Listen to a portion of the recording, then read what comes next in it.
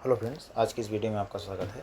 आज की इस वीडियो में हम क्लास 12 एनसीईआरटी सोशियोलॉजी का जो बुक नंबर 2 है जिसका नाम है भारत में सामाजिक परिवर्तन, तो उस बुक का जो चैप्टर नंबर 3 है जिसका नाम है भारतीय लोकतंत्र की कहानियाँ, तो इस चैप्टर को हम डिटेल में समझेंगे गवर्नमेंट एग्जाम के पॉइंट ऑफ व्यू से। तो पहले जानते हैं इस चैप्टर में बताया क्या गया है। तो भारत विश्व का सबसे बड़ा लोकतांत्रिक देश है। लोकतंत्र का अर्थ केवल चुनाव कराना नहीं बल्कि नागरिकों को समान अधिकार देना, उनकी भागीदारी सुनिश्चित करना तथा सामाजिक न्याय स्थापित करना भी है। तो यही सब बेसिकली इस चैप्टर में बताया गया है। ठीक है, फिर आता है लोकतंत्र। तो लोकतंत्र वह शासन व्यवस्था है जिसमें जनता अपने प्रतिनिधियों का चुनाव करती है और सरकार जनता के प्रति उत्तरदायी होती है। ठीक है, फिर आता है लोकतंत्र की प्रमुख विशेषताएं। तो जनता द्वारा चुनी गई सरकार, ठीक है, सार्वभौमिक वयस्क मताधिकार, कानून का शासन, ठीक है, मौलिक अधिकार और स्वतंत्र न्यायपालिका और स्वतंत्र एवं निष्पक्ष चुनाव। तो ये सब लोकतंत्र की विशेषताएं हैं। ठीक है, फिर आता है भारतीय लोकतंत्र की विशेषताएं। ठीक है, तो भारत का लोकतंत्र निम्न सिद्धांतों पर आधारित है। कौन पहला का मतलब, पहला आता है लोकतांत्रिक शासन। तो धर्मनिरपेक्षता, समाजवाद, गणतंत्र, संघीय व्यवस्था और स्वतंत्र न्यायपालिका। तो ये सब जो है लोकतांत्रिक शासन में मतलब आते हैं। मतलब भारतीय जो लोकतांत्रिक शासन है उसकी विशेषताएं हैं। ठीक है, फिर आता है सार्वभौमिक वयस्क मताधिकार। फिर मतलब भारत में 18 वर्ष या उससे अधिक आयु का प्रत्येक नागरिक बिना जाति, धर्म या लिंग, भाषा या संपत्ति के आधार पर भेदभाव किए बिना मतदान कर सकता है।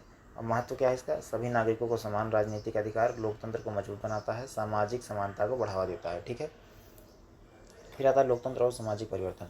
तो लोकतंत्र ने भारतीय समाज को कई सामाजिक परिवर्तन किए। ठीक है, दलितों और पिछड़ों वर्ग की राजनीति में भागीदारी बढ़ी और महिलाओं की भागीदारी में वृद्धि हुई। ठीक है, शिक्षा और जागरूकता का विस्तार हुआ, सामाजिक न्याय को बढ़ावा मिला। ठीक है, फिर आते हैं पंचायती राज व्यवस्था। तो भारत में स्थानीय स्वशासन को मजबूत करने के लिए पंचायती राज व्यवस्था लागू की गई। इसका उद्देश्य क्या था, तो सत्ता का विकेंद्रीकरण, ग्रामीण विकास, स्थानीय लोगों की भागीदारी। ठीक है, प्रमुख स्तर क्या है, ग्राम पंचायत, पंचायत समिति, जिला परिषद। ठीक है, फिर आता है महिलाओं की राजनीतिक भागीदारी। तो 73वें और 74वें संविधान संशोधन के बाद पंचायतों और नगर निकायों में महिलाओं के लिए आरक्षण की व्यवस्था की गई। इसका परिणाम क्या हुआ, महिलाओं का नेतृत्व बढ़ा, स्थानीय समस्याओं का बेहतर समाधान मिला और महिलाओं में आत्मविश्वास बढ़ा। ठीक है, फिर आता है सामाजिक आंदोलन। तो सामाजिक आंदोलन वे संगठित प्रयास हैं जिनके माध्यम से लोग सामाजिक, आर्थिक या राजनीतिक परिवर्तन लाने का प्रयास करते हैं। ठीक है, प्रमुख सामाजिक आंदोलन कौन से हैं, तो किसान आंदोलन, मजदूर आंदोलन, ठीक है, महिला आंदोलन और दलित आंदोलन, पर्यावरण आंदोलन और आदिवासी आंदोलन। ठीक है, फिर आता है किसान आंदोलन। किसानों ने अपनी समस्याओं के समाधान के लिए कई आंदोलन किए। इनकी प्रमुख मांगें क्या थी, उचित मूल्य, सिंचाई सुविधा, ऋण में राहत, कृषि सुधार। ठीक है, फिर आता है महिला आंदोलन। महिलाओं ने समान और समान अधिकार और सम्मान के लिए आंदोलन किए। प्रमुख उद्देश्य इनका क्या था, शिक्षा, समान वेतन, घरेलू हिंसा से सुरक्षा, राजनीतिक भागीदारी, संपत्ति के अधिकार। ठीक है, फिर आता है दलित आंदोलन। तो दलित समुदाय ने सामाजिक समानता और सम्मान के लिए संघर्ष किया और इसका मुख्य उद्देश्य क्या था, अस्पृश्यता का अंत, शिक्षा, रोजगार, सामाजिक न्याय एवं समान अवसर। फिर आता है पर्यावरण आंदोलन। तो प्राकृतिक संसाधनों की रक्षा के लिए कई आंदोलन हुए। इसका उदाहरण क्या है, तो चिपको आंदोलन, नर्मदा बचाओ आंदोलन। ठीक है, और इनका उद्देश्य क्या था, तो जंगलों की रक्षा,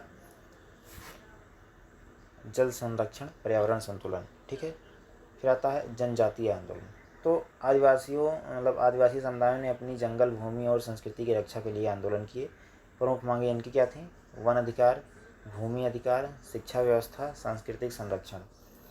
फिर आते हैं लोकतंत्र की चुनौतियाँ। तो क्या चुनौतियाँ हैं, तो भारतीय लोकतंत्र के सामने कई चुनौतियाँ हैं, जैसे कि गरीबी, बेरोजगारी, भ्रष्टाचार, जातिवाद, सांप्रदायिकता, क्षेत्रवाद, राजनीतिक अपराधीकरण। ठीक है, फिर आता है लोकतंत्र को मजबूत करने के उपाय। तो गुणवत्तापूर्ण शिक्षा, पारदर्शी स्वतंत्र शासन, स्वतंत्र चुनाव, सामाजिक न्याय, नागरिक जागरूकता और भ्रष्टाचार पर नियंत्रण, फिर समान अवसर। फिर इस चैप्टर से महत्वपूर्ण पॉइंट जिनको आपको विशेष रूप से याद रखना है। तो पहला क्या है, भारत विश्व का सबसे बड़ा लोकतांत्रिक देश है।